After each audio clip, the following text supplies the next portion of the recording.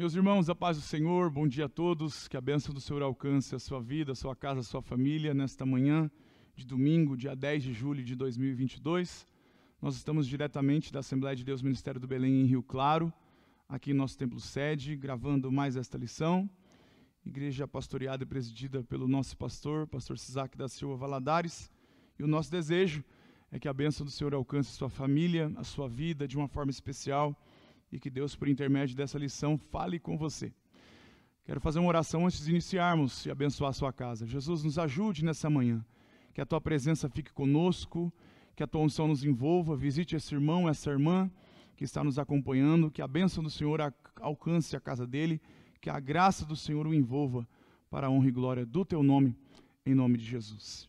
Meus irmãos, nesta manhã estudaremos a lição de número 2, com o tema A Sutileza da Banalização da Graça, dia 10 de julho de 2022. O nosso texto áureo diz: porque pela graça sois salvos, por meio da fé. E isso não vem de vós, é dom de Deus. Carta de Paulo aos Efésios, capítulo 2, versículo de número 8. A nossa verdade prática diz que a graça de Deus não é barata. Ela requer arrependimento, novo comportamento, ou seja, nova vida em Cristo. Quero pedir para o irmão acompanhar a nossa leitura bíblica em classe, aí da sua casa, com a sua revista e até mesmo com a sua Bíblia, que está em Efésios capítulo 2, do versículo 4 ao 10, que diz assim: Mas Deus, que é riquíssimo em misericórdia, pelo seu muito amor com que nos amou, estando nós ainda mortos em nossas ofensas, nos vivificou juntamente com Cristo. Pela graça sois salvos. E nos ressuscitou juntamente com Ele, e nos fez assentar nos lugares celestiais em Cristo Jesus, para mostrar nos séculos vindouros as abundantes riquezas da sua graça, pela sua benignidade para conosco em Cristo Jesus. Porque pela graça sois salvos, por meio da fé, e isso não vem de vós, é dom de Deus. Não vem das obras, para que ninguém se glorie. Porque somos feitura sua, criados em Cristo Jesus para as boas obras, as quais Deus preparou para que andássemos nelas. Seguindo, meus irmãos, nós temos aqui também os objetivos de nossa lição. O primeiro objetivo é explicar a natureza da graça, apresentar a graça no contexto bíblico, classificá-la no contexto histórico da Reforma Protestante, e pontuá-la no contexto contemporâneo. Antes de entrarmos na introdução da nossa lição, eu quero convidar você, irmão e irmã, para pegar a sua Bíblia e observarmos a leitura diária, aquela leitura semanal que temos em todas as lições. Precisamente a segunda-feira, a terça-feira, a sexta-feira e o sábado. Por quê? Esses versículos também embasarão a nossa lição desta manhã. Então abra primeiro comigo na carta de Paulo aos Coríntios, no capítulo de número 1 e no versículo 21, que nos diz da seguinte forma, está escrito assim: pois visto que na sabedoria de Deus o mundo não conheceu a Deus pela sua sabedoria, aprouve a Deus salvar os crentes pela loucura da pregação. Abra também em Romanos, capítulo de número 3, por favor, e no versículo de número 10. Está escrito da seguinte forma: como está escrito, não há um justo nenhum sequer. Abra também na primeira carta de Paulo a Timóteo, no seu capítulo de número 2. Primeira carta de Paulo a Timóteo, no capítulo de número 2 e no versículo 5. Capítulo 2 e o verso 5, que diz assim: porque há um só Deus e um só mediador entre Deus e os homens, Jesus Cristo. João capítulo 3, o versículo 16, nos acompanhem por favor, para embasarmos essa lição, esse texto áureo do Novo Testamento. Capítulo 3 e o versículo 16, que diz assim: porque Deus amou o mundo de tal maneira, que deu o seu Filho unigênito, para que todo aquele que nele crê não pereça, mas tenha a vida eterna. E o sábado, Marcos capítulo 16, versículo 16, que está escrito da seguinte forma: Marcos 16, versículo 16: quem crer e for batizado será salvo, mas quem não crer será condenado. E encerrando, João capítulo 6 e o versículo 17. Folheie a sua Bíblia, por favor. Capítulo 6, o versículo 17, que nos diz: e entrando no barco, atravessaram, capítulo 6, versículo 47, perdão, versículo 47, na verdade vos digo que aquele que crê em mim tem a vida eterna. Pois bem, entramos agora na nossa introdução da nossa lição, que vamos falar inicialmente sobre a sutileza da banalização da graça.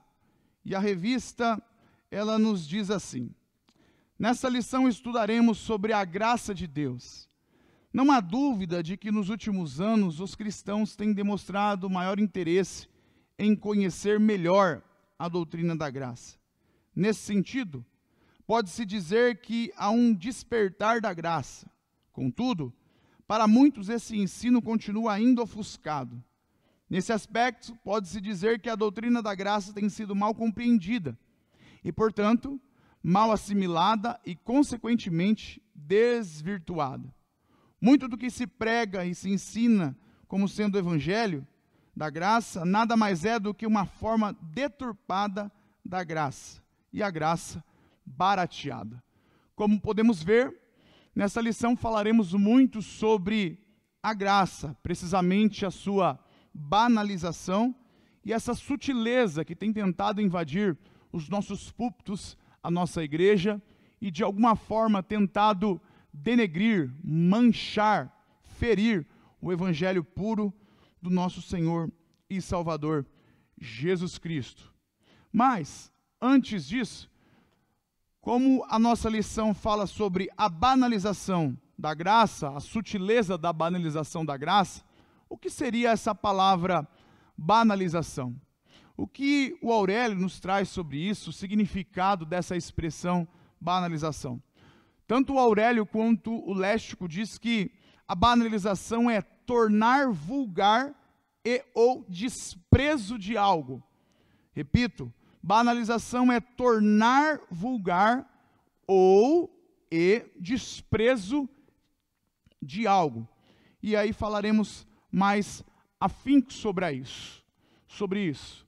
O nosso tópico 1, entrando inicialmente nos primeiros tópicos de nossa lição, ele trata sobre compreendendo a graça.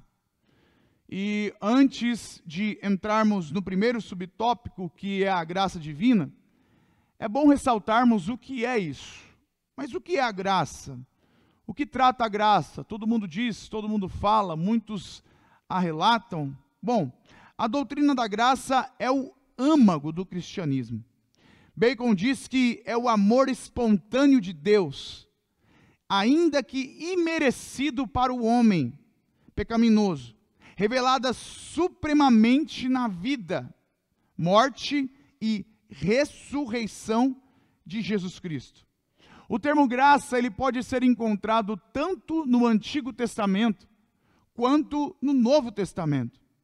No Antigo Testamento nós encontramos a palavra hebraica en, que com o sentido dá um favor imerecido. E no Novo Testamento, esse termo grego para graça é charis, que aparece 164 vezes no Novo Testamento, sendo 101 vezes nas cartas de Paulo. Podemos chamá-lo de apóstolo ou pregador da graça.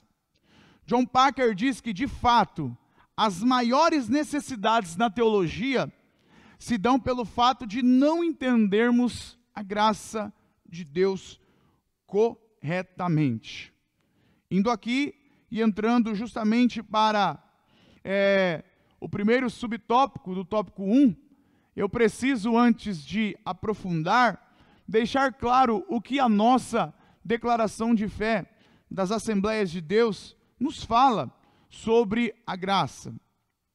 Precisamente na página 113, algo bem forte, profundo, esclarecedor e principalmente bíblico, a nossa declaração de fé das Assembleias de Deus diz: cremos que todos os homens e mulheres foram atingidos pelo pecado a tal ponto que, embora tenham sido feitos à imagem de Deus, não podem por si mesmos chegar a Deus. Não há nada que o homem natural possua ou pratique que lhe faça merecida a graça de Deus. A Bíblia ensina: não há ninguém que entenda, não há ninguém que busque a Deus. A Bíblia qualifica essa condição espiritual como mortos em pecado e mortos em ofensas. A ideia de morte aqui é de separação e não de aniquilamento. Deus derrama a sua graça, sem a qual o homem não pode entender as coisas espirituais. Ou seja, foi Deus quem tomou a iniciativa da salvação. Jonas 2:9, do Senhor vem a salvação, agindo em favor das pessoas. Graça é um favor imerecido, e por meio da graça que Deus capacita o ser humano para que ele responda com fé ao chamado do Evangelho. Mas se é por graça, já não é pelas obras. De outra maneira, a graça já não é graça. Todavia, os seres humanos influenciados pela graça que habilita a livre escolha, são livres para escolher. Olha só, se alguém quiser fazer a vontade dele, pela mesma doutrina, conhecerá se ela é de Deus ou se eu falo de mim mesmo. Deus proveu a salvação para todas as pessoas, mas essa salvação aplica-se somente àqueles que crê. Isto é a justiça de Deus, pela fé em Jesus Cristo, para todos e sobre todos os que creem. Nesse sentido, não há conflito entre a soberania de Deus e a liberdade humana. Página 113 da nossa declaração de fé das Assembleias de Deus, precisamente falando sobre a graça. Vamos então para o nosso primeiro subtópico, neste tópico compreendendo a graça, que diz: a graça é divina. E nos diz assim a lição: ao se afirmar que a graça é divina, se quiser dizer com isso que sua origem está inteiramente em Deus, foi Ele quem quis agir com graça. O testemunho bíblico é que aprove a Deus salvar os homens. Isso significa que a origem da graça, bem como a iniciativa da salvação, é ato de Deus. Eu grifei isso. Olha só. A graça, portanto, tem origem no céu. Ninguém pode salvar a si mesmo. Grife isso. A graça, portanto, tem origem no céu. Ninguém pode salvar a si mesmo. Ela está ligada a Deus. Vamos ler, abra sua Bíblia na sua casa, por favor, Efésios, capítulo de número 2. Efésios, carta de Paulo aos nossos irmãos em Efésios, capítulo de número 2, versículos 8 e 9, para embasarmos justamente esse subtópico. Versículo de número 8 do capítulo 2 de Efésios diz assim: porque pela graça sois salvos, por meio da fé, isto não vem de vós, é dom de Deus. Versículo 9, não vem de obras, para que ninguém se glorie. Romanos capítulo 3 e o versículo 24, vamos lá? Romanos capítulo 3 e o versículo 24. Sendo justificados gratuitamente pela sua graça, pela redenção que há em Cristo Jesus. Ainda em Romanos capítulo de número 5, vamos lá? Capítulo 5, esse aqui é bem interessante. Capítulo 5 do versículo 15 ao 21. Acompanhe e anote. Ainda falamos sobre graça. Capítulo 5 de Romanos, a partir do versículo 15. Mas não é assim o dom gratuito como a ofensa. Porque se pela ofensa de um morreram muitos, muito mais a graça de Deus e o dom pela graça que é de um só homem, Jesus, abundou sobre muitos. E não foi assim o dom como a ofensa, porque um só que pecou. Porque o juízo veio de uma só ofensa. Na verdade, para condenação, mas o dom gratuito veio de muitas ofensas para justificação. Porque se pela ofensa de um só a morte reinou por esse, muito mais os que recebem a abundância da graça e do dom da justiça reinarão em vida por um só Jesus Cristo. Pois assim, como por só uma ofensa veio o juízo sobre todos os homens para a condenação, assim também por um só ato de justiça veio a graça sobre todos os homens para a justificação da vida. Porque como pela desobediência de um só homem, muitos foram feitos pecadores, assim, pela obediência de muitos serão feitos justos. Veio, porém, além para que a ofensa abundasse, mas onde abundou o pecado, superabundou a graça. Louvado seja Deus, a graça do Senhor, a graça de Cristo sobre nós, superabundando sobre o pecado. Entrando no segundo subtópico do tópico 1, a graça é imerecida. E diz assim a lição: a graça é um favor imerecido. Isso significa que ninguém a merecia e nem tinha como merecê-la. De fato, a Escritura diz que não há justo nenhum sequer. Nossa justiça própria é como trapo de imundícia. A nossa condição antes de conhecermos a graça se assemelhava de alguém que deve uma grande quantia e nem tem como pagar, ou não tem como pagar. Ressalto duas coisas aqui. Ela é um favor imerecido e ninguém merecia e nem tinha como merecê-la. Nós encontramos isso em Romanos, no capítulo de número 3. Acompanhem, por favor, e no versículo de 10 a 12. Vejamos, então. Como está escrito, não há um justo nenhum sequer. 11. Não há ninguém que entenda, não há ninguém que busque a Deus. Todos se extraviaram e juntamente se fizeram inúteis. Não há quem faça o bem, não há nenhum só. Então, além de ela ser um favor imerecido, a Bíblia deixa clara e de forma explícita para nós que ninguém merecia e nem tinha como merecê-la. Alguém pensou e escreveu sabiamente, falando sobre a graça.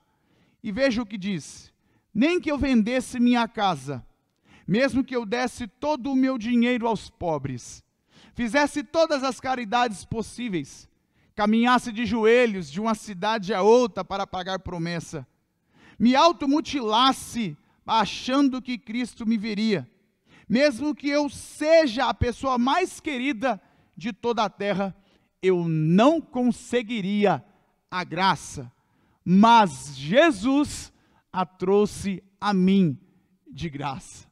Louvado seja Deus.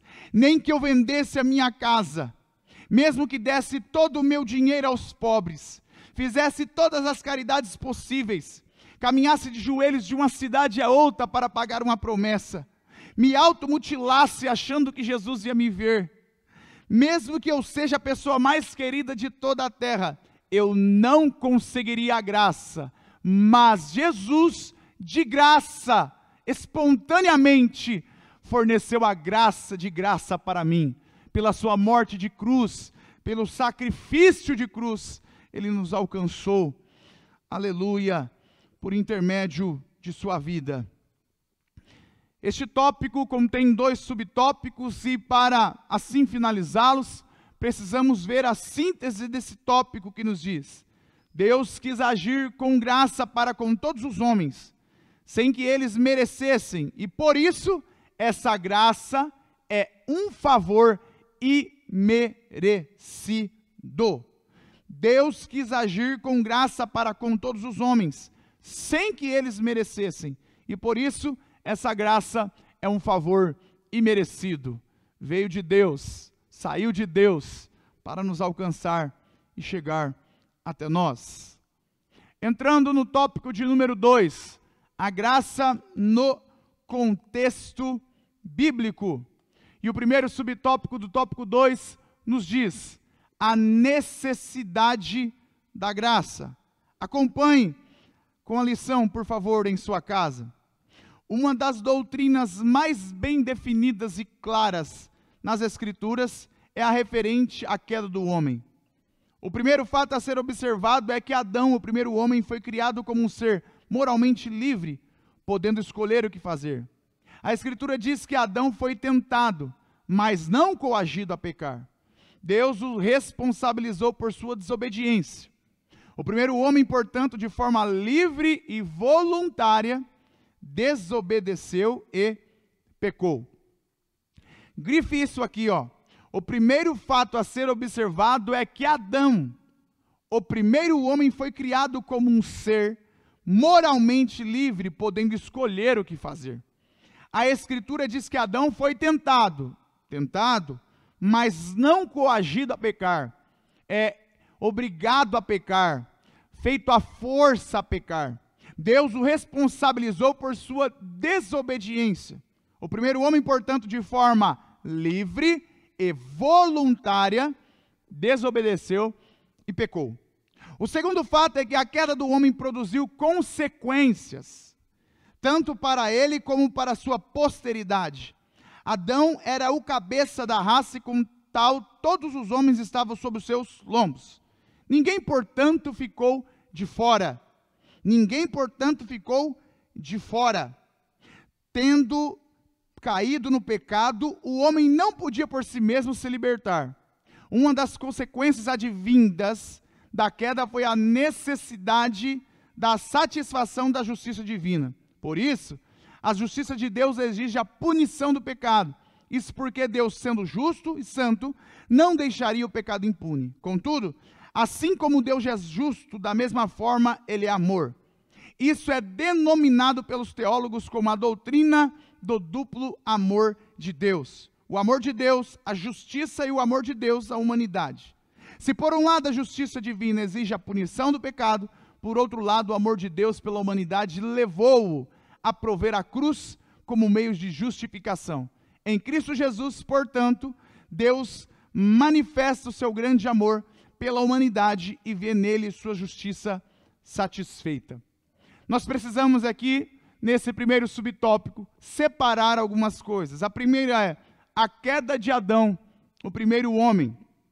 A segunda é as consequências dessa queda. Vamos ver isso em ordem bíblica, por favor. Abra sua Bíblia no livro do Gênesis, por favor, o livro do Gênesis, capítulo de número 2 e o versículo 15. Gênesis, capítulo 2 e o versículo 15 a seguir. Vejamos a ordem de Deus. E tomou o Senhor Deus o homem e o pôs no jardim do Éden para o lavrar e o guardar. 16. E ordenou o Senhor Deus ao homem, dizendo: de toda a árvore do jardim comerás livremente, mas da árvore do conhecimento do bem e do mal, dela não comerás, porque no dia em que dela comeres, certamente morrerás. Vejamos a ação do homem. Capítulo 3, versículo de número 6 e 7. Capítulo 3, versículos 6 e 7. Tanto a ação da mulher quanto a do homem. E viu a mulher que aquela árvore era boa para se comer, e agradável aos olhos, e árvore desejável para dar entendimento. Tomou do seu fruto e comeu, e deu também ao seu marido, e ele comeu com ela. Versículo 7. Então foram abertos os olhos de ambos, e conheceram que estavam nus, e coseram folhas de figueira, e fizeram para si aventais. Vejamos as consequências da ação do homem. Gênesis ainda, capítulo 3, versículo do 8 ao 19. Mas, para ser breve, depois você acompanhe, eu vou ler somente, justamente, o versículo 16 para frente. E a mulher disse: multiplicarei grandemente a tua dor e a tua conceição, ou concepção em outras traduções. Com dor darás à luz filhos, e o teu desejo será para o teu marido, e ele te dominará. Versículo 17. E Adão disse: porquanto destes ouvido a voz de tua mulher, e comeste da árvore de que te ordenei para não comer, maldita é a terra por causa de ti. com dor comerás dela todos os dias da tua vida. Espinhos e cardos também te produzirá, e comerás a erva do campo. Versículo 19. No suor do teu rosto comerá o teu pão, até que tornes a terra, porque dela foste tomado, porquanto és pó, e em pó te tornarás. Agora, vejamos a graça de Deus em cima dessa desobediência de Adão e Eva, este casal que tinha de tudo no jardim. Capítulo 3 e o versículo 21 do Gênesis. E fez o Senhor Deus a Adão e a sua mulher túnica de peles e os vestiu. Eu gostei muito do que Reeves escreveu sobre esta passagem, sobre este acontecimento, sobre a queda no jardim. Ele escreveu da seguinte forma: por amor ao seu próprio caráter e à sua lei, Deus deve julgar o pecado, mas por amor ao seu Filho querido, Deus está disposto a perdoar o pecado.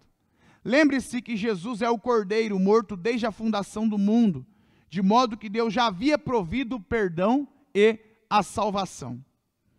Foi preciso animais inocentes morrerem para que o homem e a mulher recomeçassem e voltassem a ter comunhão com o Senhor. Esse é o retrato daquilo que Cristo fez pelos pecadores na cruz, quando morreu por um mundo pecaminoso. Olha que interessante isso. Adão e Eva ainda poderiam ter comunhão com Deus, mas sofreriam diariamente as consequências de seu pecado. E o mesmo aconteceria com os seus descendentes. A lei do pecado e da morte passaria a vigorar na família até o fim dos tempos, mas a morte e a ressurreição do Salvador introduziram uma nova lei. Vejamos, carta de Paulo aos Romanos, capítulo de número 2 e o versículo 8. Acompanhe conosco, Romanos, capítulo 8 e o versículo de número 2, que diz assim: porque a lei do Espírito de vida em Cristo Jesus me livrou da lei do pecado e da morte. Preciso repetir isso. Porque a lei do Espírito de vida em Cristo Jesus me livrou, te livrou da lei do pecado e da morte. Olha que interessante, algo que alguém disse sobre isso. A graça não é apenas algo que Deus concede ou faz, mas uma extensão do que Ele é. Repito, a graça não é apenas algo que Deus concede ou faz, mas uma extensão do que Ele é. Louvado seja o nome do Senhor. Vamos agora para o segundo subtópico do tópico 2, que nos diz sobre a extensão da graça. Um subtópico lindo. E diz assim a lição: as Escrituras afirmam que Deus quer salvar a todos. Deus ama todos os homens. Logo, o mais vil pecador, no lugar onde estiver, é amado por Deus. E por isso, deve ser alcançado. O alcoólatra, o adúltero, o homicida. Todos serão aceitos por Deus se receberem a graça divina, vírgula, Cristo Jesus. Grave isso. Todos serão aceitos por Deus se receberem a graça divina, Cristo Jesus. Essa graça é extensiva a todos os homens. Ela é universal. Contudo, essa graça não é universalista. Uma coisa não tem relação com a outra. O universalismo prega que todos, independente de credo, religião, arrependimento ou comportamento, serão salvos. Ao contrário, a graça é universal, porque é estendida a todos os homens. Todos os que se arrependerem e confessarem a Cristo podem ser salvos. A graça é oferecida a todos, contudo, só se torna eficaz na vida daquele que crê. Bom, então por esse subtópico e pela base bíblica, lá na primeira carta de Timóteo, de Paulo a Timóteo, no capítulo 2, versículo 4, o desejo de Deus é que todos os homens sejam salvos. E dentro desse desejo, dentro de todos esses homens, está embutido, incluído, o mais vil de todos os pecadores. Ele salva o alcoólatra, ele salva o adúltero, ele salva o homicida, ele salva o assassino, ele salva a prostituta, ele salva o traficante, ele salva o drogado, ele salva a todos, desde que eles precisam e entendam que necessitam da graça divina, precisam de Cristo Jesus. Pode ser bonzinho, pode ser legal, pode ser bacana, mas sem a graça divina não há salvação. Estudando e pensando nisso, eu lembrei do que Paulo e Silas ensinaram em Atos dos Apóstolos, no capítulo 16, sobre salvação. Abra a tua Bíblia comigo, por favor. Atos dos Apóstolos, capítulo de número 16, a partir do versículo 27. Atos, capítulo 16, a partir do versículo 27, melhor dizendo. Olha só. E acordando o carcereiro, e vendo abertas as portas da prisão, tirou a espada e quis matar-se, cuidando que os presos já tinham fugido. Mas Paulo clamou com grande voz, dizendo: não te faças nenhum mal, que todos aqui estamos. E pedindo luz, saltou dentro e todo trêmulo se prostrou ante Paulo e Silas. E tirando-os para fora, disse: senhores, que é necessário que eu faça para ser salvo? E eles disseram: crê no Senhor Jesus Cristo, e será salvo tu e a tua casa. Louvado seja Deus. Olha só, alguém perguntando o que era necessário para ser salvo. E Paulo e Silas dizem, explicam e mostram Jesus, aquele que salva qualquer homem, qualquer mulher, qualquer um que estiver no maior pecado ou nas profundezas do maior poço, ele alcança, ele salva. A síntese desse tópico, para encerrarmos o tópico de número 2, diz assim: no contexto bíblico, a graça é uma necessidade de todos os homens, por isso, ela é estendida a toda a humanidade. No contexto bíblico, a graça é uma necessidade de todos os homens, por isso, ela é estendida a toda a humanidade. Seguindo, meus irmãos, vamos entrar aqui no tópico de número 3, que nos diz sobre a graça no contexto da reforma. Bem interessante e bem histórico esse tema, esse tópico que vamos tratar, viajando alguns anos e até mesmo séculos, para entendermos de forma mais clara. O primeiro subtópico do tópico 3 diz: a corrupção da doutrina da graça. E diz assim: o contexto da reforma protestante do século XVI é muito diversificado. Contudo, é possível identificar alguns fatores que contribuíram para o surgimento da reforma. Olha só, o catolicismo perdia influência e por isso surgiu uma reação contra os líderes religiosos por conta do seu baixo nível moral. Outra coisa, a rejeição da doutrina católica como válida. Um maior interesse pela educação que deixa de ser um privilégio dos líderes católicos. E uma maior diversidade doutrinária. De uma forma direta, pode-se afirmar que a reforma surge como uma resposta ao enfraquecimento, deturpação e negação da doutrina da graça, que no período medieval havia sido totalmente desconfigurada. A salvação pelas obras havia substituído a salvação pela fé somente. Em outras palavras, a salvação havia se tornado meritória. Para entrarmos nesse subtópico, nós precisamos deixar algumas coisas claras, né? Alguns itens que o próprio comentarista deixa escrito aqui nessa lição, o pastor José Gonçalves, bem como de modo histórico também para a clareza dos irmãos. O catolicismo ele havia perdido influência por seu baixo nível moral, a rejeição da doutrina católica como válida, um maior interesse pela educação e uma maior diversidade doutrinária. A reforma, ela vai surgir como uma resposta ao enfraquecimento, deturpação e negação da doutrina da graça. A salvação pelas obras havia substituído a salvação pela fé somente. A salvação havia se tornado meritória, ou seja, pelo que eu faço e não pelo que Jesus fez. Pois bem, diante disso, lá em 1372, há muitos anos atrás, nasce um homem, justamente numa cidade chamada Boêmia, que precisamente hoje é a nossa República Tcheca, por nome de John Hus. John Hus, ele nasce nesse local e entre 1390 a 1396 ele vai estudar, se forma, e ele então começa a estudar e ensinar a Bíblia em alguns lugares. Então, observando, ele vai começar a confrontar e a criticar algumas coisas da igreja romana e o seu catolicismo.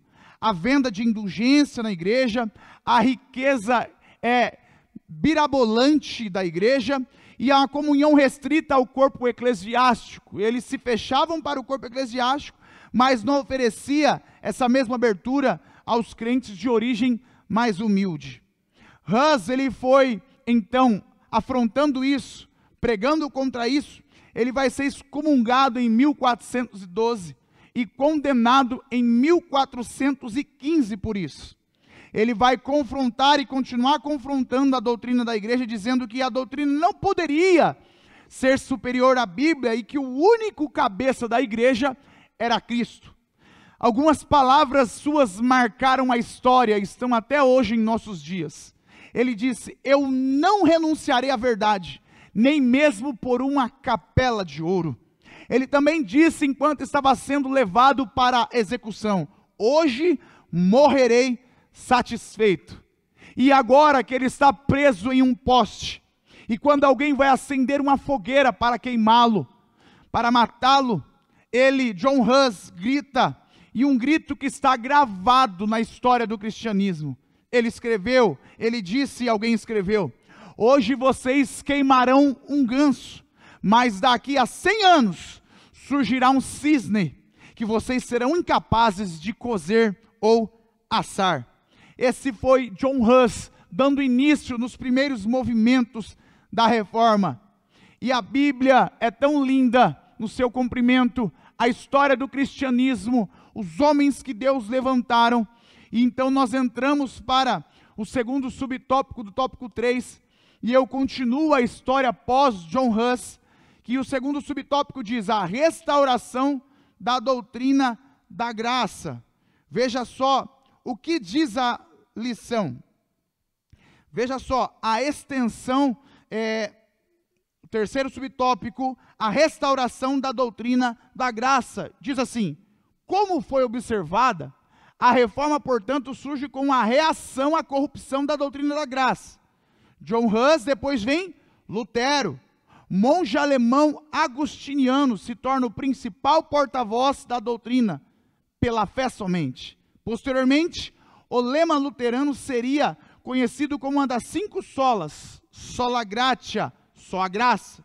Os reformadores estavam também convictos de que somente através do retorno às Escrituras a doutrina da graça poderia ser restaurada. Foi por isso que lutaram, foi por isso que sofreram e até mesmo morreram. A doutrina da graça não aceita misturas, ela não aceita misturas. É pela graça somente que somos salvos. Depois da palavra de John Hus, depois de dizer que após 100 anos nasceria um cisne, nasce Martinho Lutero.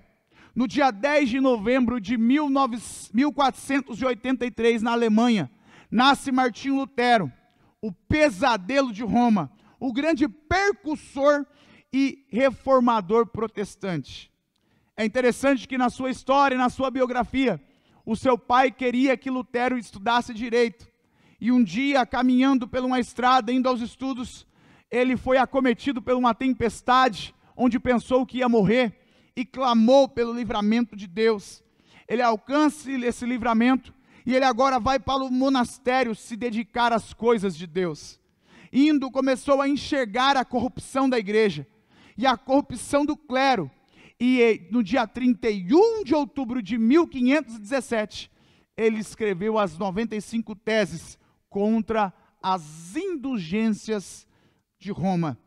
E veja só, a expressão latina sola scriptura confirma que somente a Bíblia é regra infalível e autoridade final em matéria de fé e prática, se tornando 5 pilares da reforma protestante.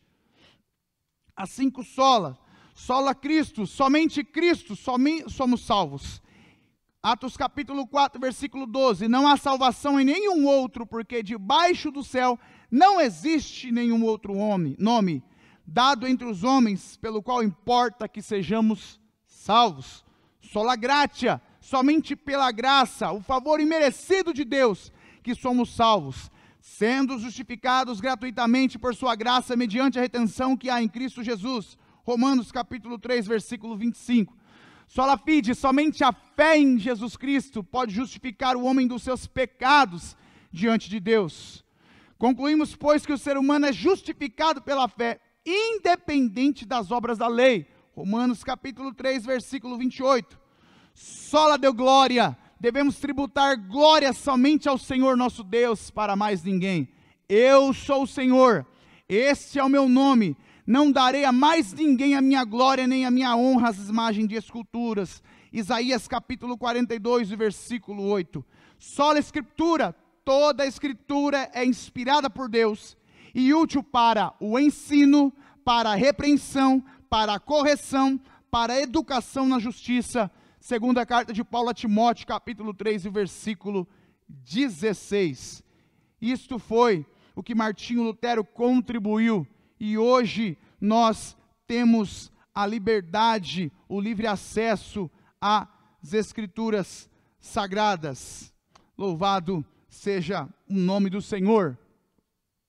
Entrando para a síntese do tópico, ela nos diz assim, desse terceiro tópico: a graça no contexto da reforma revela 2 realidades: a corrupção da doutrina da graça e a restauração da doutrina da graça.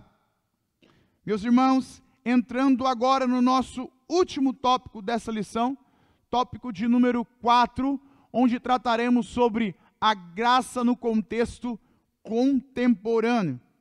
O primeiro subtópico do tópico 4 diz da seguinte forma: a graça barateada. E diz assim a lição: há muito a expressão graça barata foi introduzida na literatura para expressar a vida cristã nominal ou mundanizada. De fato, o evangelho expresso por alguns ensinadores não reflete mais a graça. Parece que quanto mais crescem, menos influência os evangélicos estão causando na sociedade. Urge voltar para o evangelho da genuína graça de Deus. Esse tema aqui é bem confrontante. Esse subtópico aqui é bem propício. O pastor José Gonçalves foi feliz demais em deixar esse subtópico e esse assunto aqui. É necessário. Veja bem, alguém escreveu: a graça barata é o maior veneno que o evangelho tem enfrentado neste tempo de modernidade. E ainda escreveu assim: a graça barata é a graça como o resto de estoque, perdão barateado, consolo barateado, sacramento barateado. É a graça como riqueza inesgotável da igreja, graça que mãos levianas gastam sem vacilo nem limite, a graça sem preço, sem custo, disse certamente Dietrich Bonhoeffer. Veja só que coisa linda. Ainda alguém também escreveu: essa graça barata é a pregação da justificação do pecado, ao invés de justificar o pecador. Todos podemos continuar nossas vidas, já que nossos pecados foram perdoados, o que me impede de fazer o que eu quiser? Encontramos com Cristo e continuamos do mesmo jeito, com nossas mesmas práticas do velho homem. Com a graça barata é possível viver igual o mundo todo. Tudo o que preciso são 2 dias da semana, 2 horas, e a graça barata, minha garantia, estão nessas coisas.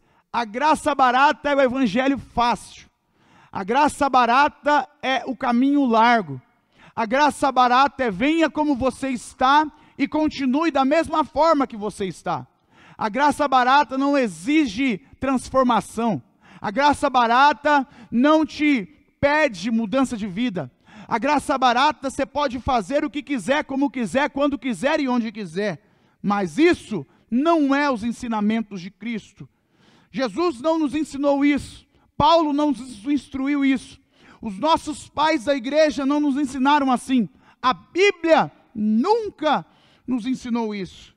Eu gostei do que o reverendo Hernandes Dias Lopes falou sobre a graça barata. E precisamente, ele vai deixar claro algo interessante sobre os ensinos dos nicolaítas. Eles eram assim. Veja só, há vários e vários anos, já tinham muitas pessoas tentando entrar na graça barata e até praticando a graça barata. E ainda hoje, muitos ainda insistem nisso, mas graças a Deus que estamos numa igreja bíblica, com um bojo doutrinário sadio, que nos livra e que nos ajuda contra essas coisas.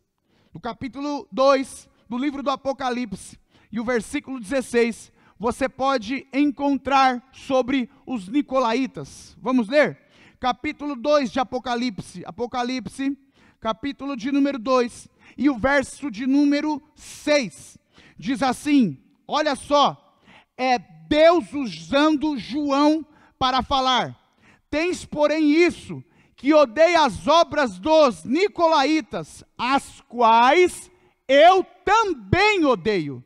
Deus está dizendo, eu não gosto desse método desse povo. Os nicolaítas não tem nada a ver com a Bíblia, com a palavra de Deus, com o que Deus se agrada. E aí, Hernandes Dias Lopes vai falar sobre isso.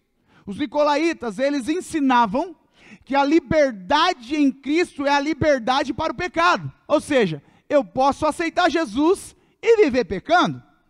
Diziam, não estamos mais debaixo da tutela da lei. Estamos livres para viver sem freio, sem imposições, sem regras. Esse simulacro da verdade era para transformar a graça em licença para a imoralidade, a liberdade e libertinagem. Meu Deus! Os nicolaítas ensinavam que o crente não precisava ser diferente. Oxente! Quanto mais ele pecar, maior será a graça. Diziam, quanto mais ele se entregar aos apetites da carne, mais será a oportunidade do perdão. Eles faziam apologia ao pecado. Eles defendiam que os crentes, precisam ser iguais aos pagãos. Eles deviam conformar com o mundo. Por essa razão, o texto nos diz que Cristo odeia as obras dos nicolaítas. Ele odeia o pecado, o que era odiado em Éfeso e era tolerado em Pérgamo. Os nicolaítas já praticavam e vendiam, apregoavam a graça barata. Eu preciso dizer algumas verdades sobre a graça barata. A graça não é, nunca foi e nunca será libertinagem. A graça sem compromisso com Cristo, ela é antibíblica. A nova revelação da graça é, na verdade, a velha heresia do gnosticismo. Desde o início até o último dia, haverá tentativas de perverter, distorcer e alterar o evangelho na graça barata. Veja só o que Dietrich Bonhoeffer escreveu. A graça barata é inimiga mortal da nossa igreja. Hoje, nossa luta é pela graça preciosa. Martin Lloyd Jones disse, se a graça que você recebeu não ajuda a guardar a lei, a Bíblia, você não recebeu a graça. John Wesley escreveu, nenhum homem peca porque não possui graça, mas porque não faz uso da graça que possui. Ainda John Wesley, tornar a graça de Deus em encorajamento para o pecado, escute isso, é muito forte. É o caminho seguro para o inferno mais profundo. Eu vou repetir. Tornar a graça de Deus em encorajamento para o pecado é o caminho seguro para o inferno mais profundo. Graça não é permissão para pecar. Ao contrário, é a provisão divina para libertar as pessoas do pecado. Louvado seja Deus. Aleluia. Graça barata, não. Segundo subtópico do tópico 4, que nos diz sobre o valor da graça. E está escrito assim, escrevendo aos Coríntios, o apóstolo da graça afirmou, vocês foram comprados por preço. Ou seja, eu e você não fomos baratos. Paulo foi um defensor do evangelho da graça. Em seu tempo, ele não aceitou de forma alguma os penduricalhos que alguns cristãos quiseram pôr ao evangelho. O apóstolo sabia do alto preço que custou a nossa salvação. Qual foi esse? O sangue de Cristo. A salvação é de graça, mas o seu preço custou caro. Foi o Filho de Deus, não é? Duas coisas precisam ser observadas neste texto. Primeiramente, a voz passiva do verbo grego indica que outra pessoa fez a transação por nós. E o tempo verbal, auristo, diz que essa transação foi completa. Não há mérito humano. Cristo pagou o preço e fez tudo por nós.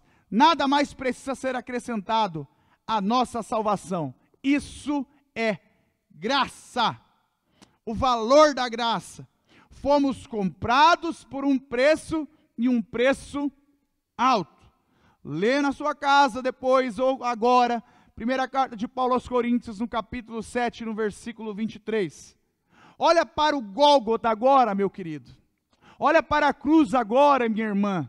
Você que está nos acompanhando, olha para o Monte Caveira e enxergue 3 cruzes. De um lado um ladrão, de outro lado ladrão, mas no meio salvação, graça.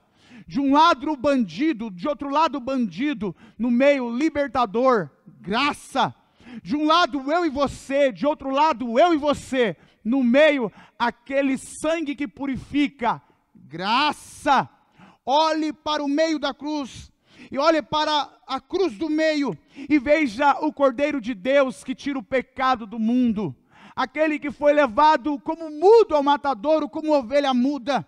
O grão de trigo que caiu, morreu, mas quando caiu, morreu, produziu muitas vidas e muitos frutos. A cruz foi para mim o palco, para você o palco de Deus, radiando a graça a todos nós, nos dizendo, te amo e te amo. A graça, valor imerecido, algo que eu e você não poderíamos alcançar, mas por intermédio do Filho de Deus, alcançamos e somos contemplados até hoje, para todo aquele que crê no Senhor Jesus. A síntese desse tópico diz, no contexto contemporâneo, é preciso tomar cuidado com o barateamento da graça e priorizarmos o valor de tão grande doutrina cristã. Entrando agora para a nossa conclusão, desta lição. A lição descreve da seguinte forma, a conclusão. Nesta lição, partimos da necessidade de se compreender corretamente o que é a graça de Deus. Vimos como a graça de Deus foi entendida em diferentes contextos. A Bíblia é sempre a régua através da qual qualquer entendimento da doutrina da graça precisa ser medido. Como reverberou na reforma, a Escritura continua ecoando em nossos dias. A salvação é somente pela graça. A salvação é somente pela graça. Eu, você, a sua casa, todos nós somos salvos pela graça. Tudo é graça. Que Deus te abençoe, que a bênção, que a graça do Senhor alcance a sua família de uma forma especial. Aproveitando o momento e a nossa aula, convido você, a sua família, a toda a sua casa, a estar conosco presencialmente no nosso templo sede, a partir das 18h30, no nosso culto da família. E você que não pode estar presente, acompanhe pelas redes sociais, pelo Facebook e também pelo YouTube, a nossa transmissão ao vivo. Que a graça do Senhor alcance sua vida e sua família. É tudo graça. Deus te abençoe. Oremos nesta manhã, abençoando a sua casa. Senhor, te louvamos, te bendizemos, te engrandecemos. Obrigado por esta aula, obrigado por esses minutos junto com os teus filhos e filhas. Que a tua graça nos envolva a cada dia. Obrigado, Senhor, pela tua graça. Fica conosco, nos dê um domingo abençoado em tua presença e um culto à noite cheio da tua graça, para a honra e glória do teu nome, em nome de Jesus. Amém.